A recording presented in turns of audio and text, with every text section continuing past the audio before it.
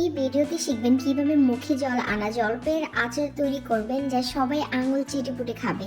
আসসালামু আলাইকুম, মির্জানাস কুকিং এ আপনাদের স্বাগতম। আশা করি আপনারা সকলে ভালো আছেন। অনেক লোক নিখুঁত আচার রেসিপি খুঁজে পেতে লড়াই করে, হয় আচার খুব টক বা খুব নোনতা, অথবা তাদের মধ্যে সেই বাহ ফ্যাক্টের অভাব রয়েছে। আশা করি আমার আজকের এই রেসিপিটি ফলো করলে টক ঝাল মিষ্টি একটি আচারের রেসিপি পেয়ে যাবেন যা প্রশংসা পাবার মতো। তো চলুন ধাপে ধাপে প্রক্রিয়াটা দেখে নিই। আর যারা আমার চ্যানেলটিতে নতুন আছেন তারা অবশ্যই চ্যানেলটিকে সাবস্ক্রাইব করে বেল আইকনে ক্লিক করুন। তো এখানে আমি প্রায় 1 কেজির মতো জলপাই নিয়ে নিয়েছি। এগুলো ভালো করে পরিষ্কার করে একটি পাত্রে জলপাই দিয়ে দিয়েছি। প্রথমে সিদ্ধ করে নেব। তো আমি এখানে সিদ্ধর জন্য 2 কাপের মতো পানি দিয়েছি, 1 চামচের মতো হলুদের গুঁড়ো দিয়েছি, আর পরিমাণ মতো লবণ দিয়েছি। তো এখন আমি একটি ঢাকনা দিয়ে ঢেকে ভালো করে সিদ্ধ করে নেব। তো জলপাই সিদ্ধ হতে বেশি টাইম লাগে না, তো তাড়াতাড়ি হয়ে গিয়েছে। তো আমি এখন চেক করে নেব যে জলপাই ভালো মতো সিদ্ধ হয়েছে কিনা। তো এখানে আবার আমি দেখতেছিলাম যে ভালো করে সিদ্ধ হয়েছে কিনা।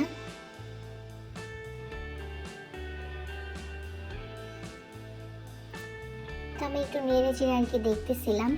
তো আমার মনে হলো যে না, সিদ্ধ হয়ে গেছে। তো এই পর্যায়ে আমি এগুলো নামিয়ে নিয়েছি। তো এখন আমি জলপাইগুলো হাত দিয়ে ম্যাশ করে নিচ্ছি। আমি কিন্তু একদম খুব বেশি ম্যাশ করছি না, জাস্ট কোনো রকম ভেঙে নিচ্ছি। তো আপনি ট্রাই করবেন এভাবে ভেঙে নিতে। তো আমি সবগুলো এভাবে ভেঙে নিয়েছি।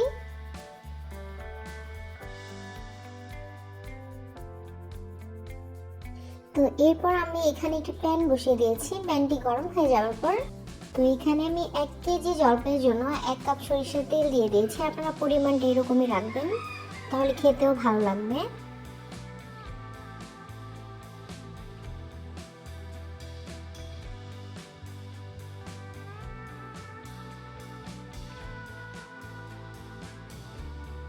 তো তেল গরম হয়ে যাবার পর আমি এখানে 2টি তেজপাতা দিয়ে দিয়েছি, আর 2টি এলাচ দিয়েছি, 2টি দারচিনি দিয়েছি, আর 2টি লং দিয়েছি, আর 3-4টির মতো শুকনো মরিচ দিয়ে দিয়েছি। এগুলো আমি একটু ভালো করে ভেজে নিচ্ছি। আসলে আমি যেহেতু গ্রামে থাকি, তাই আমার আশেপাশে মোরগ মুরগির অভাব নাই, যার কারণে আমি যখনই ভিডিও করতে বসি বা ভয়েস দিতে বসি, তখনই আশেপাশে দেখি মুরগি ডাকাডাকি শুরু করে দিছে। তো আপনারা একটু ইগনোর করবেন, তো রান্নার দিকে ফোকাস করবেন। তো এই পর্যায়ে আমি রসুনের কুচি দিয়ে দিচ্ছি। আপনারা চাইলে রসুন বাটাও দিতে পারবেন, বাট আমি কুচিটা দিয়ে দিয়েছি কারণ খাবারের সময় কুচির মধ্যে কামড় লাগলে একটা সুন্দর ফ্লেভার আসে, আর খেতেও ভালো লাগে। তাই আমি খুবই ছোট ছোট করে কুচি করে দিয়েছি। আর এখানে দিয়ে দিলাম কাঁচা সরিষা বাটা। আমি 1 চামচের মতো কাঁচা সরিষা বাটা দিয়ে দিয়েছি। তো দিয়ে আমি এই উপকরণ সবগুলো ভালো করে নেড়ে চেড়ে মিশিয়ে নেব। আচ্ছা, এই মরিচগুলো আমি আর এইখানে ভেঙে দিইনি, আমি পরবর্তীতে ভেঙে দিয়েছিলাম যখন রান্না প্রায় শেষের দিকে ছিল। তো আমি মোটামুটি এটা পুরোটা রান্নার মধ্যে এভাবে রেখে দিয়েছিলাম। আর এখানে আমি কয়েকটা আস্ত 5 ফোড়নও দিয়ে দিয়েছিলাম। তো এই ভিডিওটি কীভাবে জানি ভিডিওতে উঠেনি, যাই হোক। তো এই পর্যায়ে আমি যে ম্যাশ করে রাখা জলপাইগুলো দিয়ে দিয়েছি। এখন আমি একটু ভালো করে নেড়ে চেড়ে সবগুলো উপকরণের সাথে মিশিয়ে নেব। আর আমি সামান্য পরিমাণে লবণ দিয়ে দিয়েছি, যদিও আমি আগেও একবার লবণ দিয়েছিলাম, বাট আমার মনে হয়েছে আরেকটু লবণ প্রয়োজন, তাই আমি এখানে আরেকটু লবণ দিয়ে দিয়েছি। এবার ভালো করে ভেজে নেব।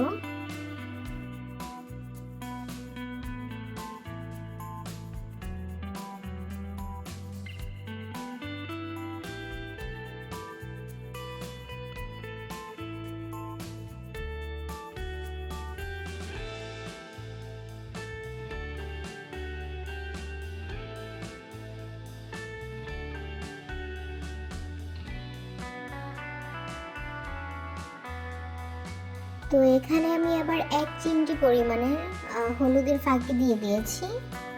আপনারা ট্রাই করবেন বা স্কিপ করলেও প্রবলেম নেই। আর 1 চামচের মতো আমি মরিচের গুঁড়ো আবার দিয়ে দিয়েছি। আর মরিচটা আপনারা আপনাদের টেস্ট মতো দিবেন, যে যেমন ঝাল পছন্দ করেন ওই অনুযায়ী মরিচের পরিমাণটা দিবেন। আমি যেহেতু আগেও শুকনো মরিচ দিয়েছি 3টা, তাই আমি এখানে 1 চামচের মধ্যে আমার মনে হয়েছে এনাফ, এর বেশি দেওয়ার প্রয়োজন নেই, তো আমি এর জন্য 1 চামচই দিয়েছি।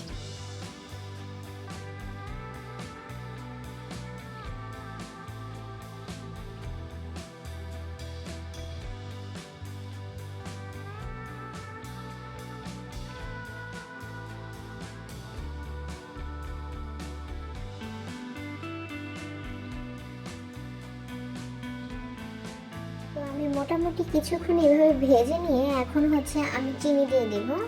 আপনারা গুঁড়ো দিতে পারেন। তো 1 কেজি জলপাইয়ের জন্য আমি এখানে 2 কাপের মতো চিনি দিয়েছি। আপনারা যদি মিষ্টির পরিমাণটা আরেকটু বেশি চান তাহলে আরও দিতে পারেন, বা কম চাইলে কম দিতে পারেন। তো আমি এখানে প্রায় 2 কাপের মতো চিনি দিয়েছি। তো 1 কেজি জলপাই 2 কাপের মতো চিনি দিলে আমার মনে হয় টক ঝাল মিষ্টি এটা পরিপূর্ণভাবে প্রকাশ পায়। বাট পাশ থেকে আমার ছোটো ভাই এসে বলতেছে যে মিষ্টির পরিমাণটা আরেকটু বাড়ায় দাও, যেন, কারণ হচ্ছে আমি মিষ্টি পছন্দ করি। তো এরপর ওর কথা শুনে আমি আবার আরও আধা কাপের মতো চিনি দিয়ে দিয়েছি।